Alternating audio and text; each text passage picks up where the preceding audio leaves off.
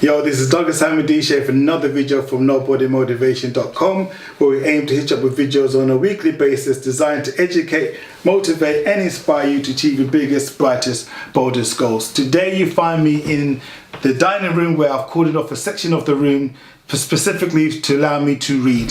This is where I focus on my own personal development. You know, as the saying goes, if you're not focused on your own personal development, what really are you into? You need to be starting to think about your own deficits that you have in life, okay? And there's always a book out there that can help you overcome those deficits so you can move to the next level. If you want to be successful in any leadership, if you want to be successful in the pursuit of wealth, of riches, whatever the case may be, you're going to find you're going to have various amounts of deficits along that journey. You can sit around and wait for somebody to tell you that knowledge. You could watch news all day long, but smart people end up going to a book somewhere to find that knowledge, okay? That will give you that competitive advantage over the rest whilst you're going forward and trying to progress on your goals, okay? So you need to think about reading very seriously. So this video here is centered solely on that premise. How can you engage and continue or develop, if you've not been reading regularly, the habit of reading in order for you to become more successful. Now, there's a huge amount of empirical evidence, particularly from the Western world, that would suggest that people who read on a regular basis are more successful. And as a minimum, when I talk about on a regular basis, we're talking about at least one book per month. People who are high flyers, CEOs of big companies, tend to read at least 60 books per year. That means they're reading on average more than one book per week. How many books are you reading?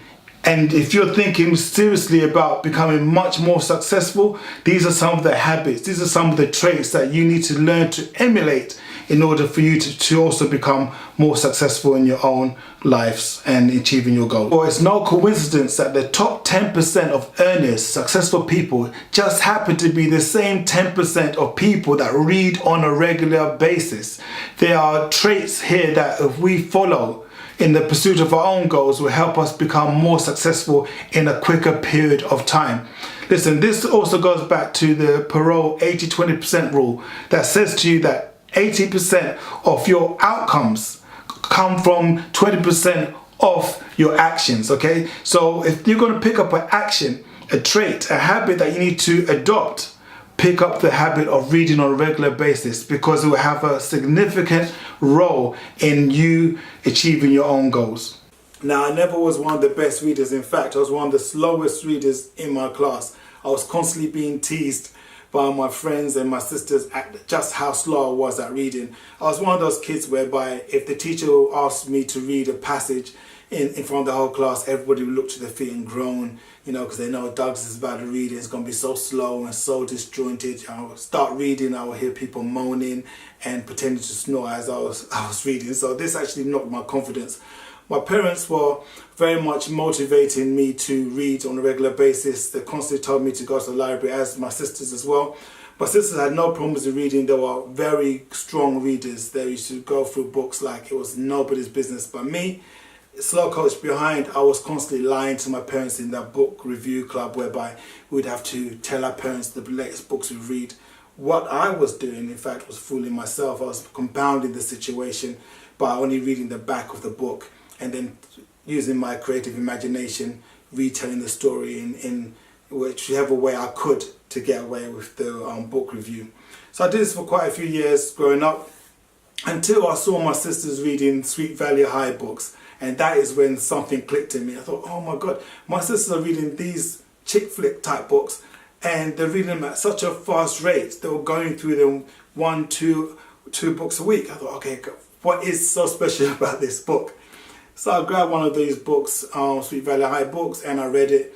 One page became 2 pages, 2 pages became a chapter, and I was hooked. Yes, Douglas was hooked on chick flick type books, and that was the hook I needed, and it gave me the confidence to start reading other types of books. Autobiographies, I loved reading books from people I looked up to as a kid growing up, and wanted to always know how they managed to overcome certain situations. I really liked reading books on psychology and psychiatry, figuring out why do people think a certain way and how do our actions actually affect the way that we think, or in reverse, how our thoughts affect the way we actually behave. So these are the types of books I ended up growing up reading, and that's led me to being the person I am today.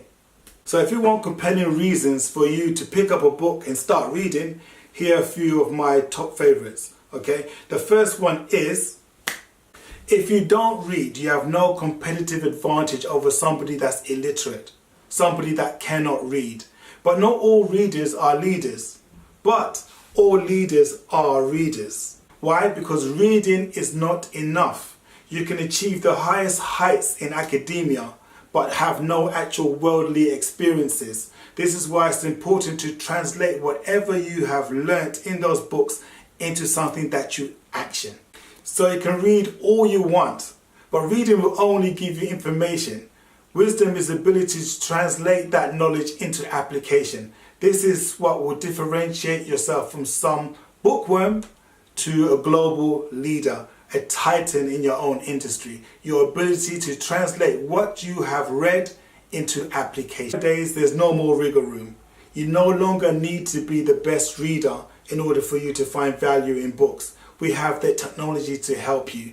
We have what's called audiobooks. That means you can listen to books being read to you as you are driving, when you're in the gym. No more listening to the same boring tracks over and over again on radio. Why don't you have your book read to you?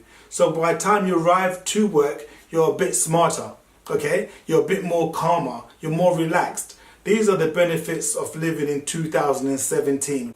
Reading allows you to develop critical thinking skills, something that is crucial in the day and age we live in now, allowing you to see things from different perspectives. Go to any bookstore, you see a range of books on a particular subject. So this allows you to have a balanced view on life, okay? So read, read, read. And remember, all of this means nothing if it's not applied and shared. Each one teach one. This is Douglas Hamadishe from NobodyMotivation.com.